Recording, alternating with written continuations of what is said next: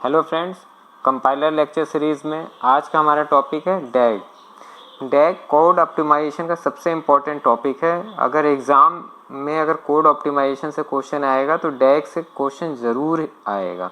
चाहे तो आपसे कोई 3 एड्रेस कोड का डैग बनवा लेगा या फिर डैग के थ्रू आपको कोड ऑप्टिमाइज़ कराएगा। ठीक है, तो चलिए आइए देखते हैं डैग होता क्या है। Basically it stand for directed acyclic graph. इसका फुल फॉर्म है directed acyclic graph. Okay, second point है it is a tool that depict the structure of basic block.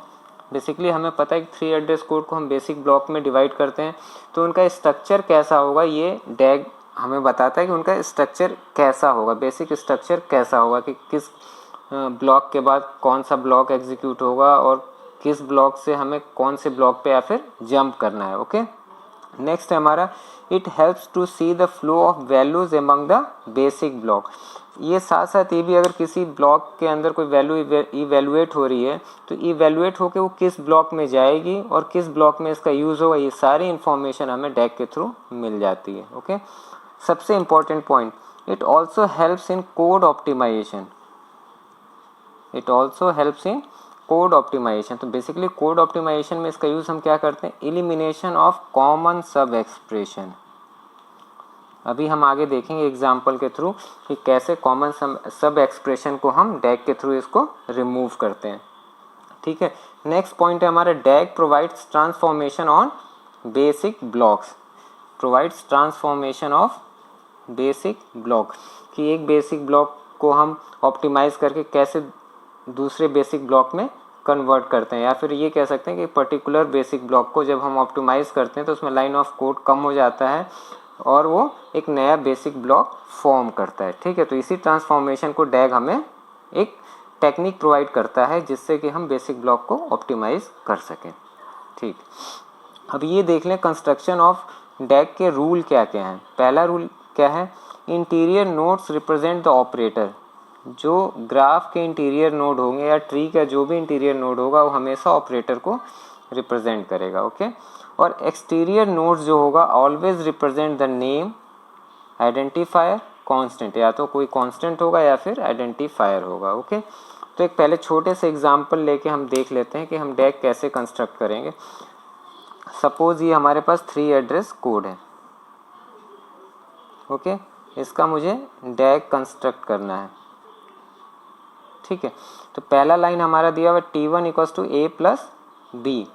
It means A हमारा वेरिएबल है, लीफ नोड होगा, B भी variable है, leaf node होगा, और इंटीरियर नोड क्या हो जाएगा, प्लस। ओके, नेक्स्ट लाइन हमारा क्या है, T2 equals to T1 plus C। T1 क्या है हमारा, T1 ये पूरा होल ग्राफ T1 है। इसमें अगर हम C को ऐड कर दें, अगर C को ऐड कर दें तो ये हमारा क्या हो जाएगा, T2। बेसिकली ये जो प्लस है ये ब्लॉक किसको रिप्रेजेंट कर रहा है, T1 को। ओके, नेक्स्ट है हमारा T1 प्लस C। तो हम यहाँ पे एक और ऑपरेटर लेंगे प्लस। ओके, ये T1 और इधर आ जाएगा हमारा C। ओके, ये नोड किसको रिप्रेजेंट कर रहा है, T2 को। ओके, नेक्स्ट हमारा T3 equals to T1 plus T2। Okay, तो हमारा T1 नोड कौन सा है, ये पूरा हमारा T1 है। ओके, और ये जो पूरा है ये हमारा T2 है। तो हम क्या करेंगे, T3 हमारा क्या हो जाएगा, T1 मल्टीप्लाई T2। ये किसको रिप्रेजेंट करेगा, हमारा T3 को। तो ये हमारा डैग बन गया इस 3 एड्रेस कोड के लिए। ओके, अभी हम आगे एक एग्जांपल लेके उसका अगेन हम डैग कंस्ट्रक्शन करेंगे और ये देखेंगे कि डैग से हम कैसे भी किसी कोड को ऑप्टिमाइज करते हैं। ओके, नेक्स्ट पॉइंट है हमारा यूज़ ऑफ डैग, कि डैग का यूज़ हम कहाँ कहाँ कर सकते हैं। तो पहला determining the sub expression, determining the sub expression in 3 address code, 3 address code, या फिर उसको कह सकते हैं ब्लॉक, कि ब्लॉक के अंदर वो सब एक्सप्रेशन को फाइंड आउट करेगा और ट्राई टू रिमूव इट, और इसको रिमूव करने की कोशिश करेगा। ठीक है, थर्ड हमारा है determine the name or statement which is used inside the block but evaluated outside the block. Okay, it means suppose हमने यहाँ एक स्टेटमेंट लिखा है t equals to i into 2, ठीक है। अब इस ये ब्लॉक B1 है, तो B1 के अंदर i इनिशलाइज नहीं है या i मैनिपुलेट नहीं है, ये कहाँ से आ रहा है, बाहर से आ रहा है। हो सकता है बाहर कहीं पे i equals to a plus b हो। ओके, तो ये जो वैल्यू हम ब्लॉक के अंदर यूज़ कर रहे हैं वो वैल्यू कहाँ मैनिपुलेट हो रहा है, वो बाहर। तो ऐसे वेरिएबल को हम फाइंड आउट करते हैं, ठीक है। नेक्स्ट है हमारा डिटरमाइनिंग द नेम और statement is evaluated in the block but it is not use in outside. Suppose यहाँ पे t equals to i into 2 है। अब हम इस t का यूज़ इस ब्लॉक के अंदर ना करके किसी और ब्लॉक के अंदर कर रहे हैं, t1 equals to t plus 2। Okay, तो बेसिकली ये t कहाँ मैनिपुलेट हुआ, ब्लॉक B1 के अंदर, और इसका यूज़ हम कहाँ कर रहे हैं, ब्लॉक B2 के अंदर, ठीक है। तो ऐसे भी वेरिएबल को हम फाइंड आउट करेंगे थ्रू डैग, ठीक है। तो बेसिकली डैग का 3 काम हो गए। पहला कि जो भी हमारे ब्लॉक के अंदर सब एक्सप्रेशन होगा उसको फाइंड आउट करेगा और उसको क्या करेगा, रिमूव करने की कोशिश करेगा। दूसरा कि हम ऐसे वेरिएबल को फाइंड आउट करेंगे जिनका यूज़ हम ब्लॉक में तो कर रहे हैं लेकिन उसका मैनिपुलेशन ब्लॉक के बाहर हो रहा है। तीसरा सबसे इम्पोर्टेंट काम क्या होगा, हम ऐसे वेरिएबल को फाइंड आउट करेंगे जिसका मैनिपुलेशन ब्लॉक के अंदर हो तो रहा है लेकिन उसका यूज़ ब्लॉक के बाहर हो रहा है। ओके, हमने एक एग्जांपल लिया है 3 एड्रेस कोड का, ठीक है। बेसिकली ये एक ब्लॉक है, सिंगल ब्लॉक है, इसका हम डैग बनाएंगे और डैग बनाने के बाद ट्राई करेंगे कि इसके अंदर जो भी कॉमन सब एक्सप्रेशन आ रहा है उसको रिमूव करेंगे। देन हम वेरिएबल्स फाइंड करेंगे। पहले उस वेरिएबल को फाइंड आउट करेंगे जिसका इवैल्यूएशन ब्लॉक के बाहर हो रहा है लेकिन उसका यूज़ हम ब्लॉक के अंदर कर रहे हैं। दूसरा हम ऐसा वेरिएबल फाइंड आउट करेंगे जिसका इवैल्यूएशन ब्लॉक के अंदर हो रहा है और उसका इवैल्यूएशन ब्लॉक के अंदर हो रहा है लेकिन उसका यूज़ हम कहाँ कर रहे हैं, ब्लॉक के बाहर। तो सबसे पहले हम इसका डैग फॉर्म कर लेते हैं। तो स्टेप बाय स्टेप चलते हैं। पहला स्टेप क्या कह रहा है, t1 equals to 8 into I. Okay, it means कि एस जो ऑपरेटर है वो हमारा इंटीरियर नोड हो जाएगा एस्ट्रिक, और लीफ नोड हो जाएगा हमारा 8 और आई, ठीक है। तो ये एस्ट्रिक बेसिकली किसको रिप्रेजेंट कर रहा है, t1 को, ठीक है। नेक्स्ट हमारा क्या है, t2 इक्वल्स टू a, एक एरे है a जिसमें हम t1 की वैल्यू पास कर रहे हैं। तो हम क्या करेंगे, t1 तो यहाँ से आ जाएगा और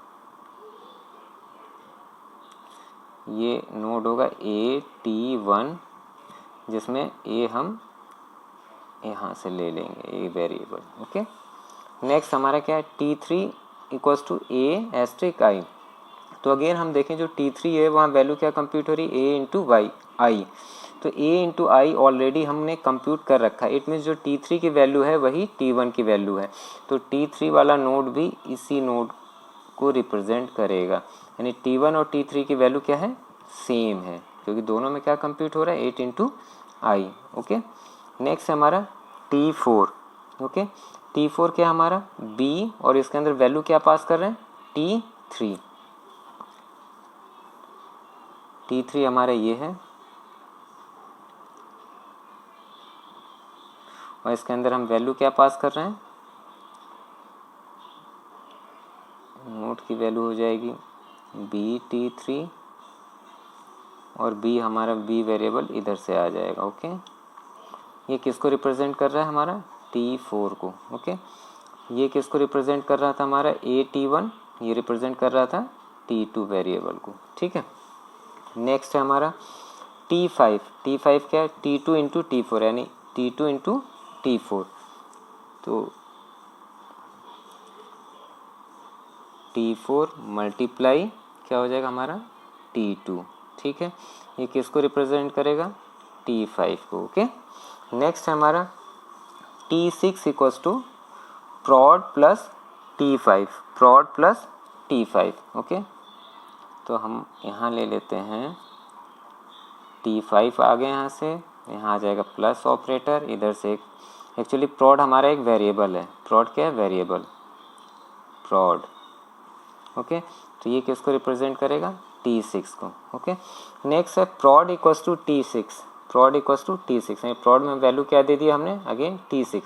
तो ये जो नोड है जो T6 को रिप्रेजेंट कर रहा है, ये और किसको रिप्रेजेंट करेगा, ये प्रॉड को भी रिप्रेजेंट करेगा।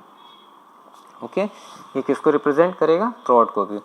एक चीज़ डैग में हम करते हैं कि अब यहाँ पे प्रॉड और ये प्रॉड एक्चुअली है दोनों सेम, ठीक है, लेकिन यहाँ है इंटीरियर नोड, यहाँ पे है एक्सटीरियर नोड, ठीक है। तो दोनों को डिफ्रेंशिएट करने के लिए हम यहाँ पे इसके नेमिंग सिस्टम में थोड़ा सा डिफरेंट ले लेते हैं। मान लेते हैं इसको प्रॉड डैश है जो लीफ पे है, और जो इंटीरियर है वो सिंपल प्रॉड है।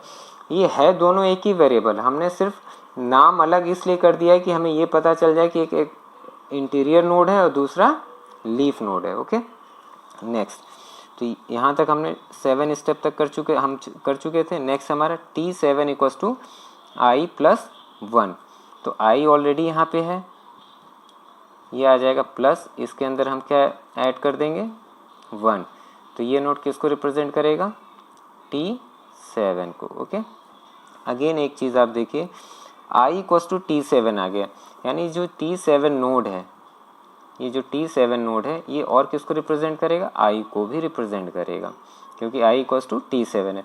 तो अगेन ये दोनों वेरिएबल सेम हो गए, एक हमारा लीफ नोड हो गया, एक हमारा इंटीरियर नोड हो गया। तो लीफ नोड को हम I डैश कर देंगे। ओके, नेक्स्ट है हमारा if I is less than equals to 20, if I, ये नोड क्या रिप्रेजेंट कर रहा है, I को। ऑपरेटर हमारा क्या है, less than equals to 20, less than equals to 20, तो ये लेस देन इक्वल्स टू 20 इधर से आ जाएगा, तो कहाँ पहुँच जाएगा, स्टेप नंबर 1 पे। तो ये जो डैग है ये इस 3 एड्रेस कोड को रिप्रेजेंट कर रहा है। ओके, बेसिकली एक चीज़ है कि जो भी लीफ नोड होता है ना, उसको हम सर्कल नहीं करते, यहाँ पे हमने सर्कल कर दिया है, उसको सर्कल नहीं करेंगे हम, ठीक है, वो एज इट इज़ रहेगा। जैसे यहाँ पे हमने लिखा है ना प्रॉड, तो उसको हम सर्कल नहीं करते। तो ये हो गया हमारा डैग रिप्रेजेंटेशन ऑफ दिस कोड, ठीक है। इसके बाद हम इसके हेल्प से ये देखते हैं कि इसको हम कैसे रिड्यूस कर सकते हैं, ठीक है। तो हम चलिए हम देखते हैं रिड्यूस कोड, इसका हम रिड्यूस कोड लिखने की कोशिश करते हैं। ऑप्टिमाइज्ड कोड, तो पहला लाइन हमारा क्या था, T1 equals to 8 into I, ये तो एज इट इज़, पहली लाइन तो हम एज इट इज़ लिखेंगे, T1 equals to 8 into I. Okay, next step हमारा क्या था, T2 equals to AT1। Okay, ये भी एज इट इज़ आ जाएगा। T3 में एक चीज़ देखिए, अगर नोड पे जो T3 किसके बराबर है, T1 के बराबर है, तो अब यहाँ से हम क्या करेंगे, T3 वाले वेरिएबल को रिमूव कर दें, क्योंकि इसकी ज़रूरत नहीं है, इसकी जो वैल्यू है वो T1 के बराबर है, तो T3 वेरिएबल की जगह हम T1 यूज़ कर सकते हैं, ठीक है। तो T4 में हमारा क्या आ जाएगा, B, जहाँ T3 था वहाँ हम क्या लिखेंगे, T3 की जगह T1। ओके, नेक्स्ट हमारा क्या है, T5 में क्या है, T2 इंटू T4, T5 हमारा हो गया T2 इंटू T4। नेक्स्ट हमारा लाइन ऑफ कोड क्या है, अगर ये दो लाइन ऑफ कोड को हम देखें और ग्राफ में देखें, T6 और प्रॉड दोनों सेम है, तो पहले इस 3 एड्रेस कोड में क्या हो रहा है, T6 की वैल्यू हम मैनिपुलेट कर रहे हैं, और T6 की वैल्यू हम कहाँ पे असाइन कर रहे हैं, किसको असाइन कर रहे हैं, प्रॉड में। तो अगर इन दोनों स्टेप को हम कंबाइन कर सकते हैं इजीली, यहाँ हमें वेरिएबल T6 की कोई ज़रूरत नहीं है, इसकी जगह हम लिख सकते हैं prod equals to prod plus T5। अगर आप ग्राफ भी देखें तो ग्राफ में यहाँ पे क्या दिखा रहा है, T6 और प्रॉड दोनों सेम है, ठीक है। नेक्स्ट हम चलते हैं, नेक्स्ट लाइन को अगर हम नेक्स्ट लाइन की एनालिसिस करें, नेक्स्ट 2 लाइन की हम तो यहाँ पे क्या दिया हुआ है T7 इक्वल्स टू i+1 और i की वैल्यू क्या, i में वैल्यू क्या असाइन कर दिया, ये वाली वैल्यू असाइन कर दिया है। ठीक है, तो यहाँ भी जो T7 है वो अननेसेसरी वेरिएबल है, अननेसेसरी वेरिएबल। ठीक है, तो हम इस दोनों लाइन को अगर मर्ज करके लिखें तो क्या लिख सकते हैं हम, i इक्वल्स टू i+1 और लास्ट लाइन हमारा सेम रहेगा, क्या है, if i less than equals to 20 go to 1, okay, go to ये 1 है। ठीक है, तो एक चीज़ देखो आप, पहले जो लाइन ऑफ कोड था कितना था, 10 लाइन का, अब जो हमें लाइन ऑफ कोड मिला 7 लाइन का। ठीक है, तो कोड ऑटोमेटिकली ऑप्टिमाइज हो गया और एग्जीक्यूशन टाइम भी यहाँ पे क्या हो जाएगा, डिक्रीज, क्योंकि लाइन ऑफ कोड हमारा कम है। ठीक है, दूसरी चीज़ हमें वेरिएबल फाइंड आउट करना था। एक्चुअली क्या है, ये एक सिंगल ब्लॉक है।